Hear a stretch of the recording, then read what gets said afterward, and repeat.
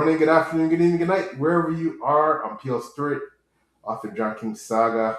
With me today, I have one of my favorite people in the community, the awesome Jarrod I, the fantasy thinker, one of the awesome booktubers, one of the best booktubers out there. Check out his channel, his content. He's also an author. He's one of those most interesting men in the world. That's how I put him. And he check out my interview with Jarrod, Six Elementals. You get to know a bit more about him. There's a lot to know. So, um, Jarrod and I, before I give him his welcome, we are here to discuss one of our favorite authors, a series that perhaps isn't as well known in her backlist, but the incredible, incomparable Janny Wurts. She's written a brilliant trilogy, Cycle of Fire, and Jarrod and I are here to talk about that today. So, Jarrod, thanks so much and welcome. Thanks for joining me, my friend. Yes, thank you, PL. It's my pleasure, and always a good time to talk to you, and always a good time to talk about Janny Wurts' books. Yeah, these were fun. These were fun. This was a fun series, and yeah, looking forward to getting into it. Yeah, it was a blast. And, I think you have done some absolutely incredible work with a lot of the Page 2 and crew members, diving deep into her magnum opus, Wars of Light and Shadow. I think you've done chapter by chapter breakdowns, like really deep, thorough, fantastic work. And that series, of course, because it's a long, thick, chunky, epic series that lends itself like an analysis. This series I found, I want to get your thoughts. We're going to go spoiler free for the first, a few minutes, certainly. This lent itself to really quick reading. It was, still had the immersion. But it was, a fast read. It was really, a page turner. But it still had a lot of those trademarks, as I said, of typical Janny Wurts. Incredible writing. How did you find that? Yeah, I agree with you. It's funny because I have an odd feeling that I would have thought this writing was more difficult to handle than some other fantasy stuff. But I had been reading the Wars of Light and Shadow for so long that I am now completely, like, instantly immersed into her style. And so that led me to really flying through these books because I was so used to it, and I was so in tune with how she uses words and how she writes, and just the wonderful descriptions, and her way of pointing out things in a manner that's just not like she's not saying, there's a rock wall back there. That she doesn't just say that. She gives you this description of the rock wall without saying rock wall, and you have to figure it out for yourself, that what it actually is. And it's fascinating to do that as you're reading along. And she ups the ante in Wars of Light and Shadow, but she definitely did it in here too. So it was a fun read for me, because I was kind of craving that at the finishing off the big series. I was like, it's been a few months since I read Janny Wurts. I got to find something. So then I heard you were going to be reading this year. So I was like, all right, yeah. Yeah, I I'll, was, yeah, yeah. Sorry, I was so pleased that you read it. Said, okay, great, for a buddy read, and we can talk about it later because obviously I love hanging out with you, love talking to you, love hearing your brilliant insights. But yeah, I totally agree. So well said. What you said. I mean, we all know no one writes like Janny Wurts, right? You described it so aptly. Like, rather than say there's a wall back there, she will use the most evocative language Mm, to say wall but not say the words, right? yeah. And I think what I got from this series, it has, again, you hit on such salient points. It has unique world building, it has magic systems, it has it showcases the the scale and complexity that you get in Wars Light and Shadow. But it's leaner, it's meaner. It's got it reads faster somehow. I mean that's because it's shorter, but not just because of length. I think it's written that way purposefully, and but as you can see, it's like she was dipping her feet in, her toes in to kind of warm up for Wars of Light and Shadow, right? Yeah. And Well, and and I feel as too like it's still high stakes and you still get that payoff. Because yes. generally, one thing, yep, deeply immersive, all the intricate prose, and that stylized writing that, like you said, you've been immersed in already with Words Like Shadow, so it didn't take any getting used to, right? It was, but Janny does payoffs like very few writers out there. Yeah, yeah, and the action moves in here. I mean, when there's action, it man, it drives hard, and so it's you want to pause sometimes just to let some words sink in and stuff, but then you can't because you got to keep that action driving forward, and you want to just keep going. Yeah. Oh, yeah. Absolutely. Totally agree. Totally agree. So, and I want to quickly say too that for those of you who have read one of Jenny's other works, whether it's To Rise Hell's Chasm or Standalone, which is my favorite standalone of all time, whether you've actually gone for the big series, the Wars Light and Shadow that made that investment, that'll probably take you a while. Whether and you've read the short stories and set there universe. This is really like read Jenny's backlist, right? If you get into Empire, which he co-wrote with Raimi Feist, get into that. I haven't got there yet. Get into this series, Sorcerer's Legacy, a great standalone, right? She's got another short story collection. I think This Way Lies Camelot. I have to get to that. Me too. Yeah, So I've she's got. I've read Master White Storm, so that was really good too. Yes, yes, I read that. That was excellent. Another standalone. Yeah, So there's a lot more to that she's been writing for decades, better part of 5 decades, right? yeah, So there's a lot to enjoy. But this series, I think, has a little bit of something for everybody. So I would agree with you there. I would agree with you there. This seems to be on the surface like a seminal fantasy series, like your classic trilogy, your chosen one kind of template, and your magic, your magic sorcerer mentor who starts off with, and it kind of starts off like that, but then, man, she does some wild stuff with those seemingly simple tropes that aren't really the simple tropes at all, and they expand, they become so much more, and I really like what she did here, with this series, as far as how the magic works and all that stuff, and where it's coming from, and you know it's uh it's pretty cool. It's pretty cool.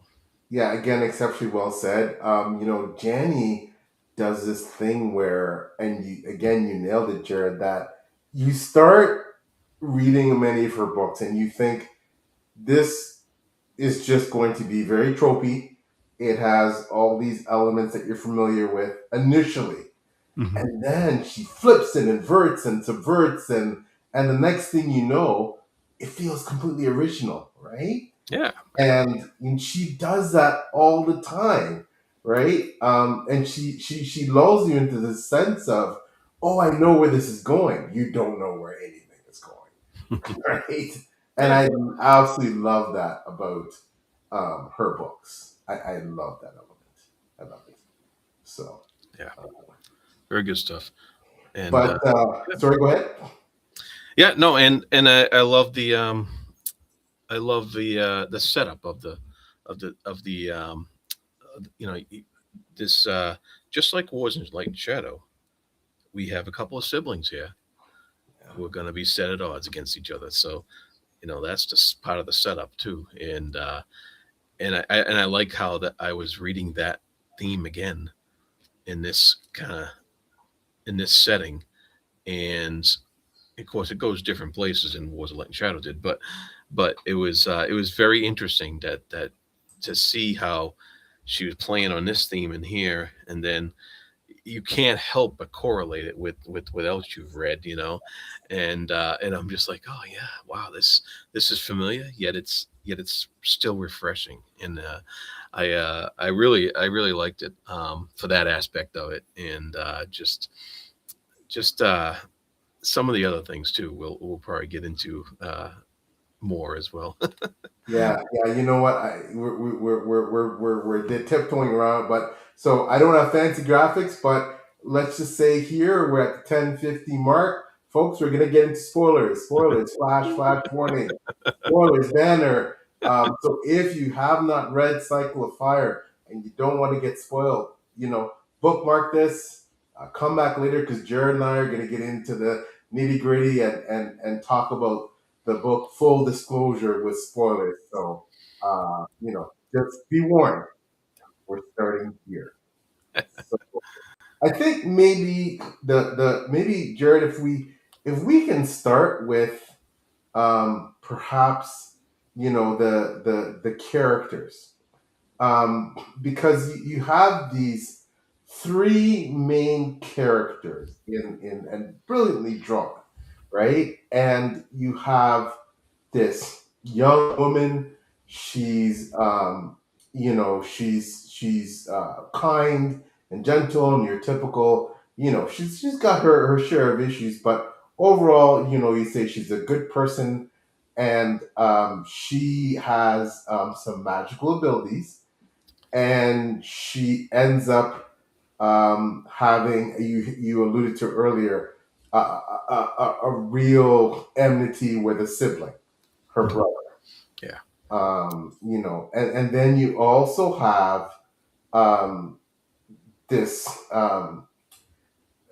you have this other young individual, and he is the son of a sorcerer, yeah, and the dreaded Fire Lord. the dreaded Fire Lord, who has cursed and seemingly was cursed, and that curse and the potential of madness may or may not have been passed on to this young man, who is totally unaware of a lot of the elements of that. So um, maybe we can get into like what you thought of these characters, things Yeah, that you found about them. it was an interesting dichotomy with between Tane, was her name, and her brother. I think it's Emian. Yeah. Um, because she is uh, eventually mentored by Anscieri, the sorcerer that we first are introduced to, who has his own strange little story going on. But He's a prince, man. He's a prince. yeah, he's that, and he's also in trouble. He's people don't like him uh, for various reasons. Apparently he had to do some bad things in order to do some other things that we find out about later. But um, and so she's chosen by this guy basically to go off and learn magic in the Fey land, right? So, Yeah, yeah. and There is then no post there. in contrast, her brother is being swept up by this other sorceress who is in consort with demons, and I love the difference between the two different types of magic that he's wielding and she's wielding, between the magic supplied by demons and their power, and the magic of the Storm Warden, who is that's the name of the first book, who is it's all like elemental style type of magic, and we find out that he learned it from these fey creatures, who we find out as something else. But um, so that dichotomy is great. That sets up the sibling rivalry, which turns very deadly and very serious, and irreparable by the end of the series, which is tragic. Uh, Yes. and But then she throws in, this other guy you mentioned, Jarek, right? Who's the son of this deceased Fire Lord. And we come to find out that even though this guy seemed to have gone a little nuts before he died, and that's or madness, onset of madness or what have you, um, we find out that he was essential though to staving off these demons and stuff like that. And this kid has no idea. He has no idea who he is. He has no. So he's the classic, Yes. don't know who he is, kind of chosen one for that role. But his journey is fascinating because he goes through all these new things that he has to experience and learn, and he learns from that guy in the woods, and that I thought that was really cool actually that he went through that rather than just going straight to the learn magic or get exposed to it or what have you, or get manipulated or whatever.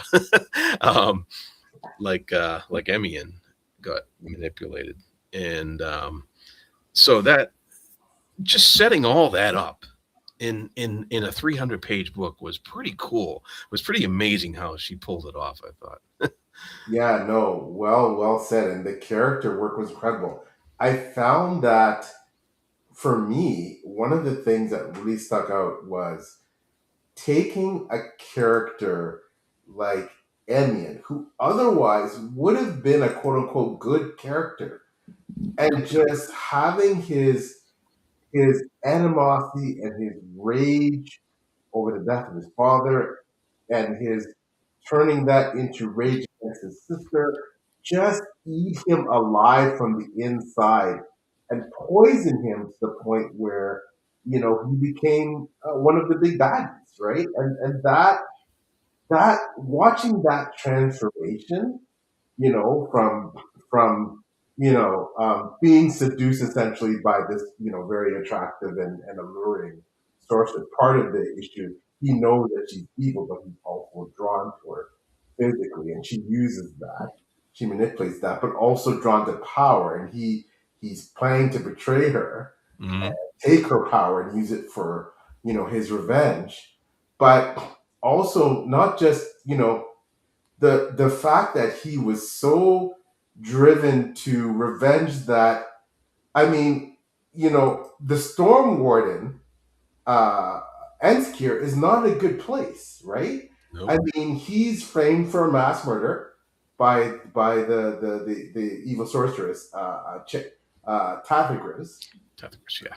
and because essentially he's put in, like, and he chose his banishment.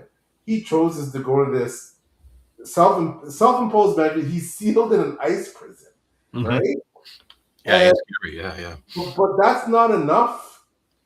That is not enough for Emion. He is consumed by, he will not suffer anything else but total destruction of the Yep. Stormwood. Yeah. And when he turns against his sister, it goes the same for her, right? That he's totally committed to destroying her. And, it is just so, what a contrast with Jarrett, who, as you again, you so definitely point out, he leaves his quiet life. He has all this self doubt, but you mentioned before that that his father was integral. His father, I guess, although seemingly having gone mad, um, he puts this gaius. Jenny's granted these gaius, these compulsions, these spells, decreeing that if the demons ever broke loose, um, you know, his descendant must answer his enemies, the enemy, rival sorcerer's call Yep. to repay the debt. I thought that was brilliantly done. Yeah, yeah, yeah.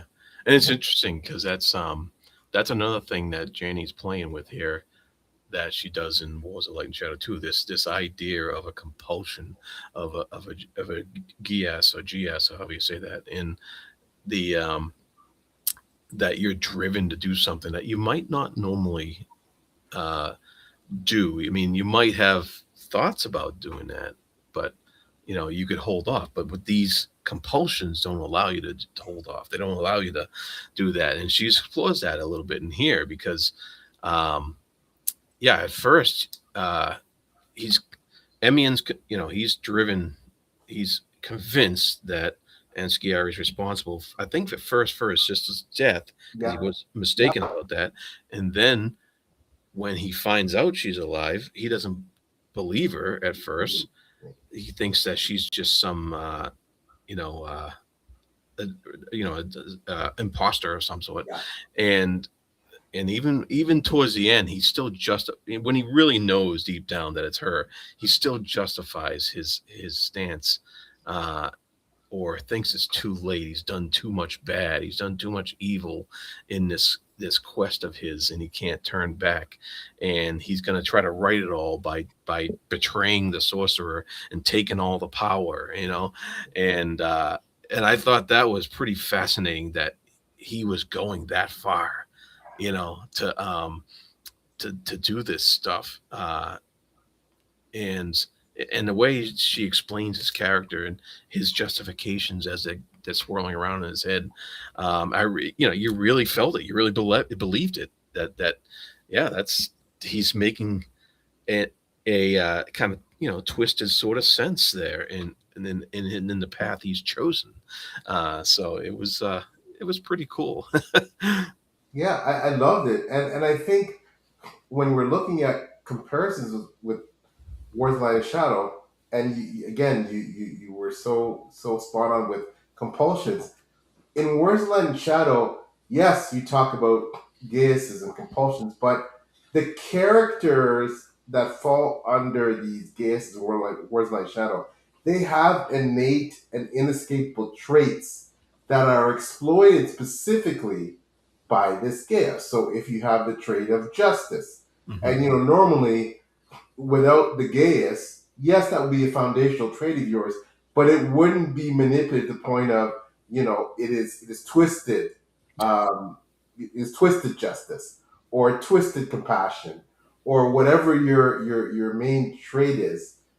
It is taken advantage of by the compulsion, and I saw that in this series as well. And beyond gay, it's just that the characters were often hard pressed to escape their stubbornly clinging to their traits and stubbornly and obstinately sticking to what they felt was the thing that they need to do, to their own detriment and in some cases downfall. And I found that was really interesting. Janny writes characters so well that are stuck in their own head, and they Mhm. can't escape their own, whether it's their sense of morality or their moral compass or their revenge, or they're just so driven and obsessive that it's to their detriment, right? And Janny writes those characters just. Yeah. And even Jane, um, the sister, Yeah.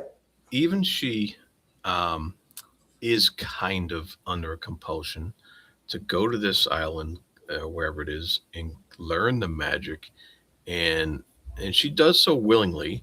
Um, but then she starts to question things, and we find out that who she's learning this magic from may not be all on the up and up. You know, it it's not like they're bad or evil or anything like that, but they still had their own motives, and they still had their uh, like reasons why they were doing what they were doing that didn't necessarily line up with everybody else on this world, you know. And I found that pretty fascinating too. It wasn't just the good elf Glinda giving out magic, you know. No, no, well said. And although we're just spoilers, Jared and I are purposely avoiding because I think it's just so it's just too good to even to though we're doing spoilers to reveal what's behind the curtain I know with it's with some of the stuff that's going on. But what we can talk about though, and what I'd love to talk about though, is man, these demons are pretty horrific. You yeah, know, intelligent beings. You know, their own agency, but in some ways, yeah, but yet just absolutely horrific. And you know, their leader was just like, you know, and I don't want to say, you know, mustache twirling villain because Janny doesn't write those, but you know, certainly evil and complex and cunning, and you know, but how um, uh, Emion falls under, you yeah, know, in his aspirations for power, how he is seduced and falls under. He go, you know, you see his. I found he was the most fascinating character to me. It's not that I didn't love the other characters. I mean, as you pointed out, you know, you have, um, you know, with Jarek, he goes through this real transformation. He goes through hardships. He hmm has to learn swordsmanship. He has to learn woodsman survival skills. He goes through all these things, right? And of yeah, course, a really difficult magical trial. Um, you know, really difficult. Sorry, I thought I just a blip there. yeah, it's a blip. Really difficult magical trial. Yeah, yeah, And I feel like, you know, he went through so much. He was someone who, you know, he basically, you know, sailed around the world, right? To accomplish, you know, a mission. You know, in that second novel, Keeper of the Keys, he yeah, spent a lot of time, um, you know, realizing that he just can't be passive. He has to embrace, you know, this brutal training, right? yeah, yeah. Um, He tries to deny it for a long time. Yeah, he does, and then, but he realized he has to have not just he has to have mastery, not just you know competency. He has to have mastery if he's going to really save you know save the world, right?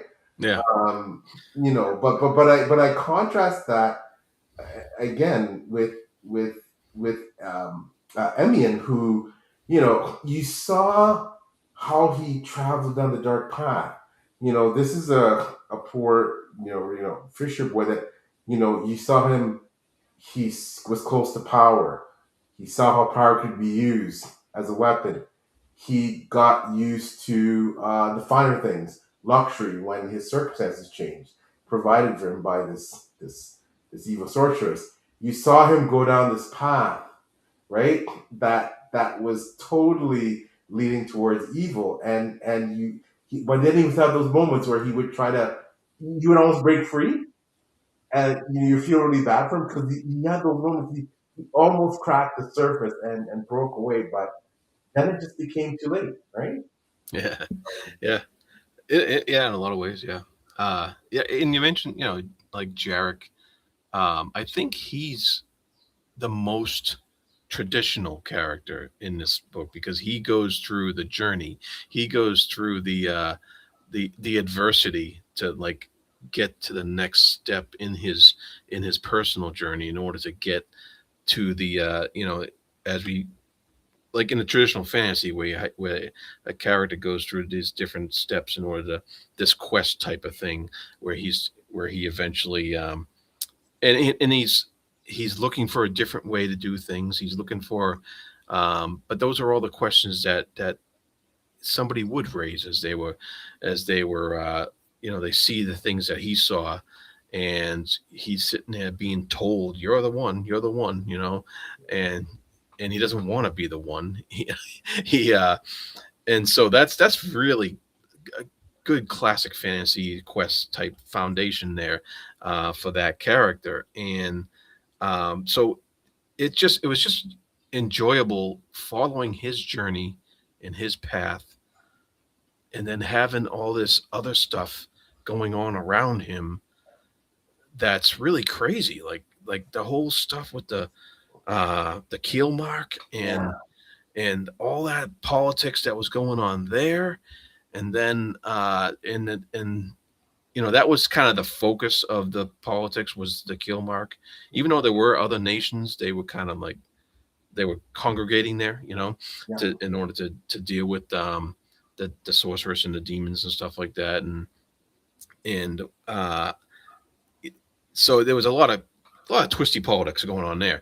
And but that was all happening outside of Jarek's Yeah. basic quest. And then you had Tane and Emion Yeah. on their more direct quests. Basically, their more direct access to this world setting power that that was offset with each other. So Jarek was kind of the wild card in his more traditional quest. And I think that setup is just really cool, in how she pulled it off. And I like I said, I really got a kick out of just figuring all that out as we were going along in the books. Yeah, it's that's why it's so great to talk to you with about books like this with really smart people like you and people that have you have that perspective. You reminded me of things that I forgot. Like I love the whole Keelmark Corley. I love that bromance. Like I love that stuff. Like and they were so like martial and Hmm. Jenny writes these uber martial characters. They can be male, female, doesn't matter, but when they throw down, look out. They are unflinching. They are people who can withstand the pain and dish it out like nobody's business. She writes these characters, these uber competent. They ooze competence, right? Hmm. They ooze martial abilities. I think about the sobrietians in Wars Light and Shadow, right? They are just geared, wired to be martial, to Hmm. be soldiers, to be tougher than nails, right? And to accomplish the mission at all costs. And that's what I saw, especially in the Keelmark and Corley as a second in command. These were uncompromising. Not that they weren't complex, didn't have compassion or other sides to them, but these were these were people you didn't mess around with, right? Yeah. Um, and These were the kind of people who could stand in the face of a demon and spit back, so, and that's what those nations needed if they were going to get out of this. um, and it was, it's funny because sometimes they're at odds with our heroes, and because they want to do things their way and they don't want to, but then wisdom prevails, and they end up doing what is needed to get these people where they need to be to counteract a magic that's more powerful than a sword. So it's it's really, yeah, the way she twists all that is pretty spectacular. And yeah, so it's really cool. I know we've been talking around the elephant in the room when it comes to these books, but this is spoilers, so yeah, I we mean, we have sci-fi.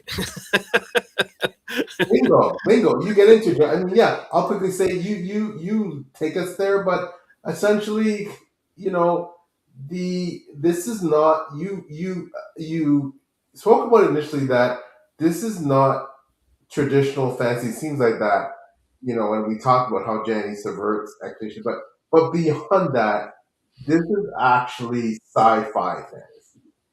Uh, Yeah, in a way, yeah, it is. I consider most sci-fi fantasy these actually. There's very little sci-fi that's really sciency. A lot of it is fantasy, anyways, in my book, because That's my name, but uh, but yeah, she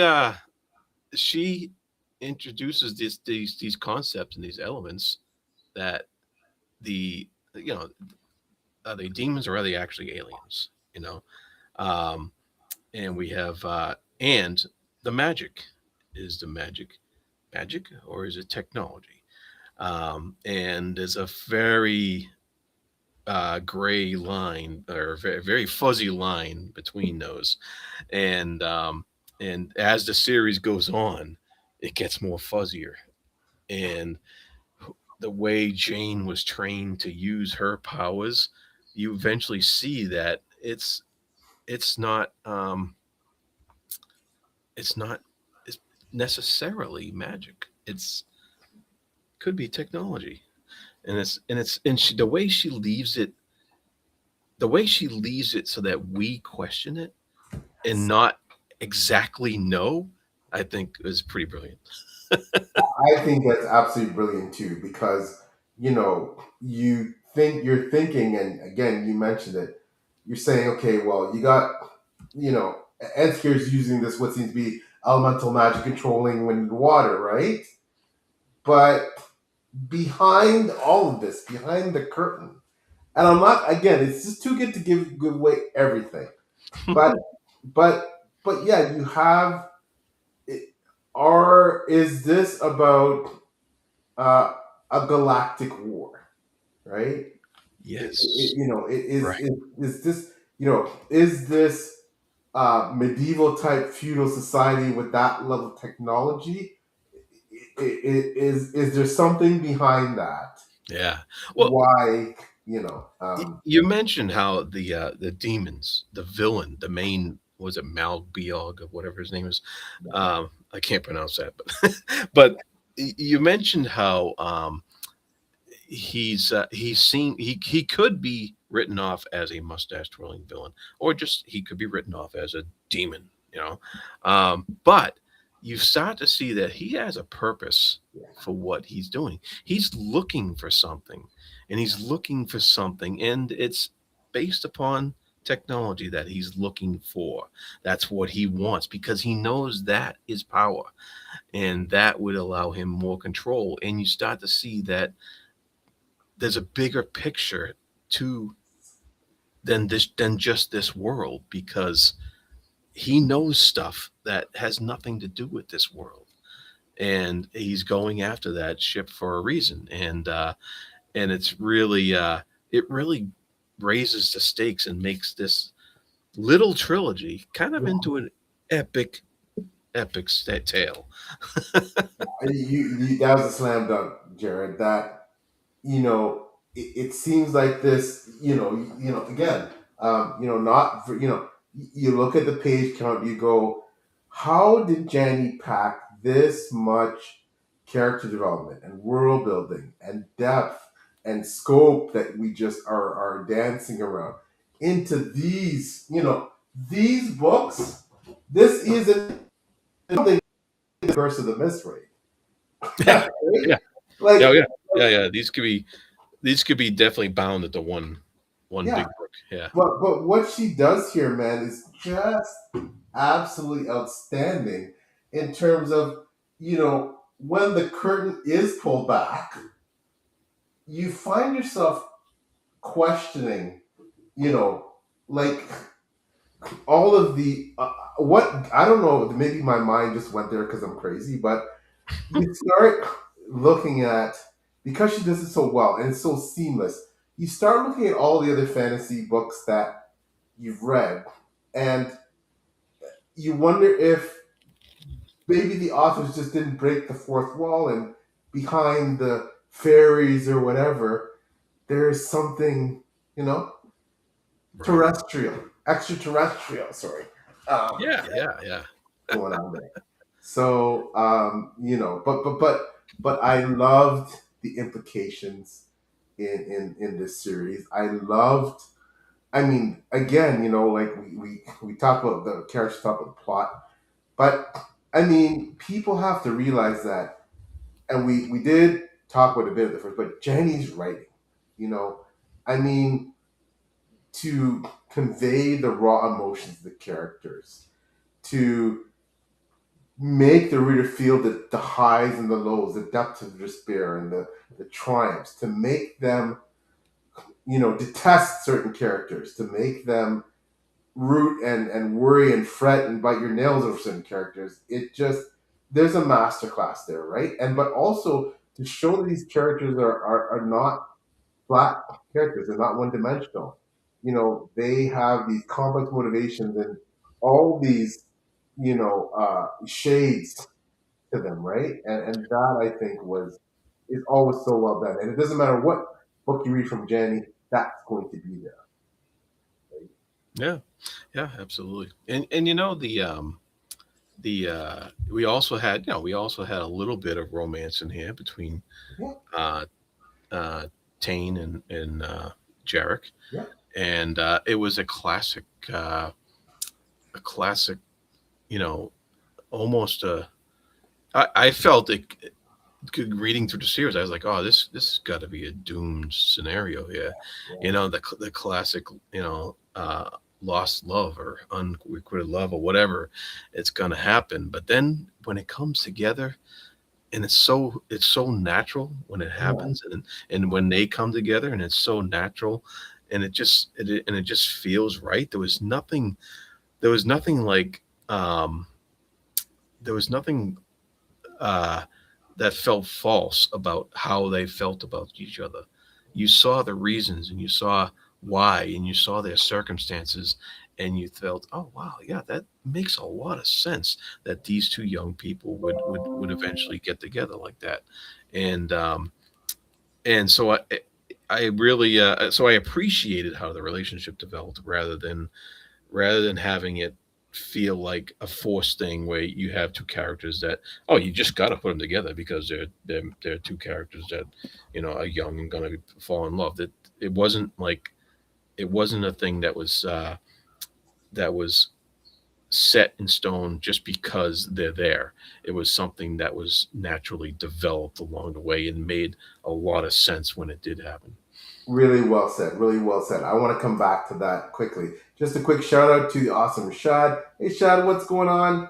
How's it going? Great supporter of the community of all things bookish. Shad is fabulous. Had the pleasure of meeting you in person.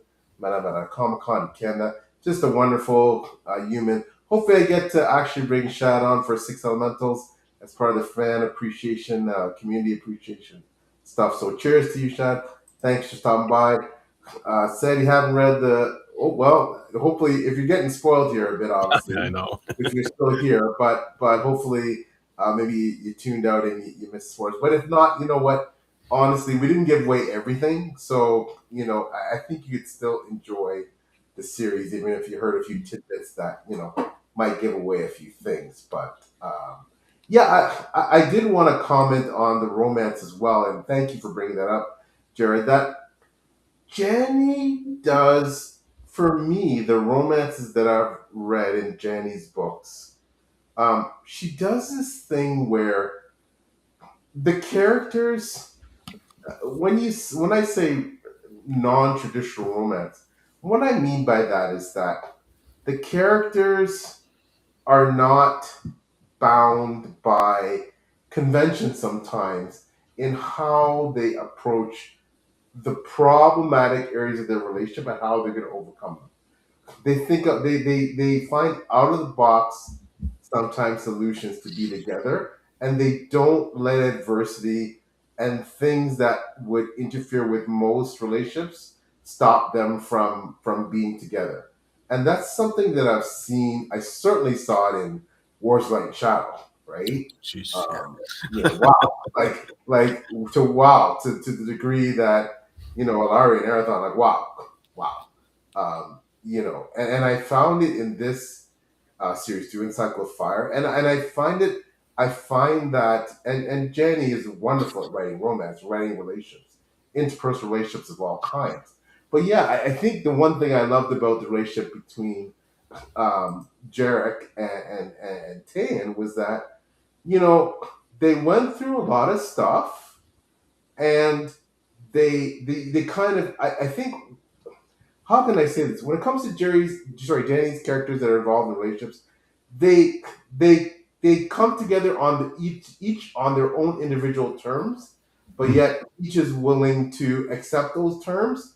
Like you have to take me this way, or you have to take Yeah. me this way, right? Yep. But because we want to be together, we're going to do that, right?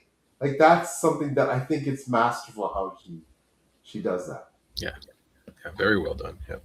Yeah, yeah, yeah, and I think we do have to comment a bit about the action, which is just like I Yeah. mean I mean Janny is probably best known for her prose, best known for her character work, and the depth and breadth of her world building and her lore. But people don't talk as much about Janny and her thematic work, of course. Can't forget that. But people don't talk about how well Janny writes action. And irrespective of setting, because she is, I talked about you being one of the most interesting men in the world. She's one of the most interesting women in the world category Oh where yeah. she's so well rounded that she does, whether it's painting, writing, bagpipes, music, search and rescue, not all things nautical, equestrian. The woman is just like wow. So when she writes battles from a sense of understanding, if you're gonna write a horse a cavalry charge, Jane knows horses. She Yes, understands she does. what's Yeah. possible and what's not. Battles, naval battles at sea. Well, she knows ships like the back of her hand, right? So, she brings that authenticity and that gravitas to those combat scenes. And boy, when those combat scenes kick off, wow, like you're Yeah. on the edge of your seat. Did you find that with? Yeah. Absolutely. I found it fascinating because if you look at the map of this world in these books, there's a lot of water. Yeah, And so in this series, there's a lot of sailing. There's a lot of boats, and you can just tell how much knowledge she has about that process and of sailing in boats. And what's fascinating is that she does her descriptions of that stuff in a way that's so compelling that doesn't bore you. Like you're not getting bored, but like you're in a classroom learning about sailing or anything like that. Like reading Moby Dick. uh, it's you're invested in what's going on and how that the situation they're in on that boat is related to the details of what they got to do to keep that boat going on the seas. And and so her descriptions of that are just so integral to the action going on around the characters. And I think that's what you mean by her action scenes, because every detail of the action scene, everything she writes around that action scene is integral to what the action is. And her descriptions of those scenes are um, just so well done. And it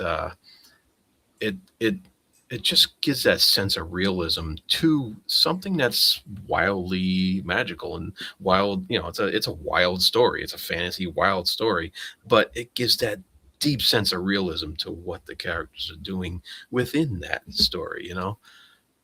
yeah, I totally agree. And you know, because she combines the mechanics of a sword fight or a knife fight or a cavalry charge with the brilliance of magic at play, right? Mhm. And I love the way she combines the two. That she'll write a battle, you have that, the physical, grind of troops, armed troops facing off with more conventional weapons, and then you have the magic element that's always there and is omnipresent, and you're not quite sure how it's going to be used. You're not quite sure to what degree the conventional weapons are going to be effective and at what degree the magic's going to be effective. I just find that the way she combines the two is just spectacular.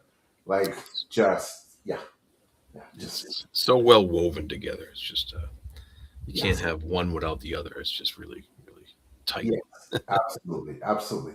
But yeah, so as we're winding down, maybe we can put together some final thoughts first of all before before we get to near the end. Like final thoughts about this trilogy. Where does it fit for you, Jared, and overall, like best books kind of thing? Where does it fit in terms of what you read from Janny? You know, can you and what? How would you recommend this? Do you have any comparators, things like that about this series, perhaps?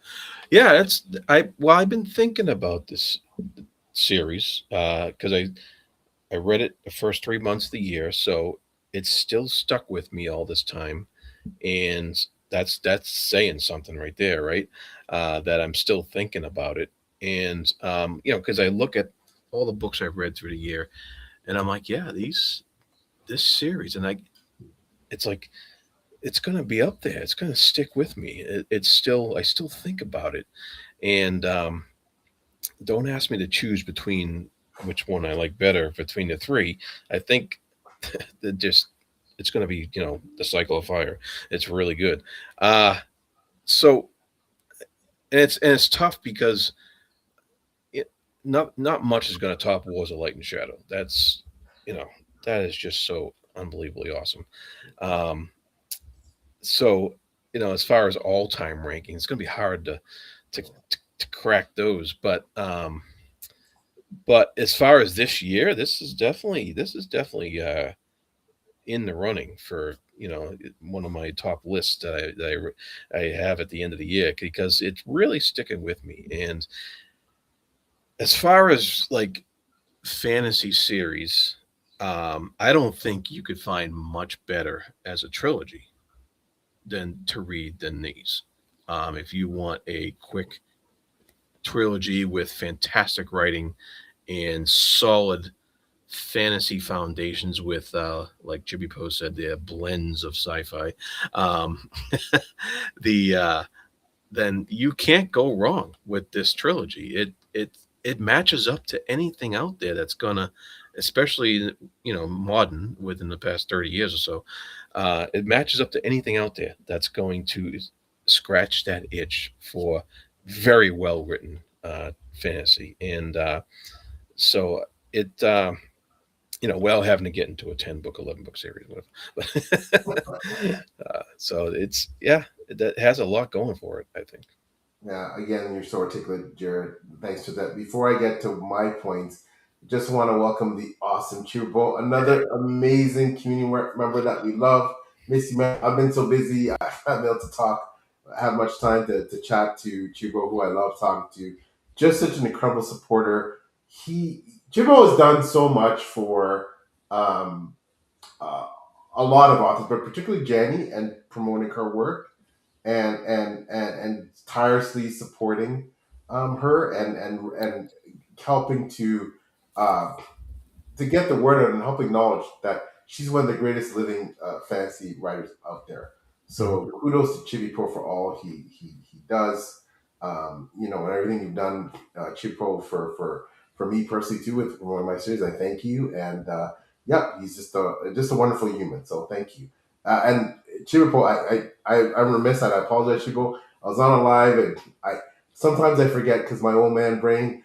You coined the phrase with Jenny's work, transcendental fantasy, I believe. I think it was you that did that. So, awesome work there. He also typical mentioned Jarrod is a fascinating character too. The way it covers the various children is, yeah, meticulous and captivating. Totally agree. Well said, my friend. So, Yep. um, yeah, I have to say that when it comes to this series, and I will go on a limb and say that I think I liked and it's not just because Jane does endings well and she does endings like few authors. I think Shopping was my favorite. I did like them all. It's hard to rank, but I think it was my favorite. I think that Jared mentioned trilogies, and I think the vast preponderance of really well known fantasy series are now considered to be some of the longer series, like the Malazans and the Wheels of Times and the Realms of the Eldring, etc. Now they may have mini series and mini trilogies or quadrilogies, duologies within them, but the body of work, right? Um, but yeah, Jared nailed it. Like this is a great trilogy. It is, you can sink your teeth, you can read it, in a short period of time. It's got all the features. Oh, thank you, Chipo. Yeah, transcendent fantasy, transcendent fantasy. Thank you for correcting me. That was courtesy of you. Yeah, so this is something that you know underrated, just like all of Jen's works. I guess in the pantheon of great writers. Janny is underrated, and in the pantheon of great fantasy series, this is underrated. A lot of people aren't even aware, I think, of this series. So that's what I was saying earlier. Get to Janny's backlist. If you read Wars of Light and Shadow, man, like she's got a lot of other incredible stuff out there, and this is some of it, Yeah, right? it And if you're and as well, I seriously encourage you if you've heard about Janny and maybe you're a bit intimidated about, oh, I hear, it's really lush and it's beautiful, but it's dense and the prose and everything, and Wars Light Shadow is a big commitment because so many books. Then try this out, right? Try this out first to get a taste, right? And to prepare you, because a lot of the things that she does so well in Wars Light and Shadow, it's in this series. So, highly, highly yeah, recommend. yeah, it really is. And it's interesting because at the very end of this book, right, she mentions that the Sathid um, have other worlds that are enslaved by these demons or so forth, and that maybe Jarek and Tane may be going there. Who knows? There's little hints at the end of here that this could have been something that kept going if Jenny was so inclined, but once again, she leaves it open for us to imagine and stuff like that. But it's very interesting because that's some other things like that introduce the sci-fi element or there's just the existence of other places other than where the main books take place is something that Janie does as well in her other works, and so it's really cool how that last line in there was placed like that. Absolutely, I totally agree, and I would be remiss in not saying that you're right. This is the complete story, but Danny has mentioned in the past, no spoiler here, that she had an outline for a potential sequel series. Um, and I, as a fan of her, that I do hope that she writes it one day. That would And be cool. Yeah. yes, Chiripo is exactly right. The tentative title was Starhold. So I mean, if that that whets the appetite, if that gives you a little bit of a ooh, I should really check this out, then yeah, that's great because again, there's so much to love here. Really, check out Cycle of Fire. I highly encourage you to do so. It is absolutely brilliant, and thank you, Chinipo, for providing Yeah. that title. I didn't remember the title, but I remembered that she had mentioned on it a few lives that Yeah. could have been the work. And you never know with Janet, right? Yeah.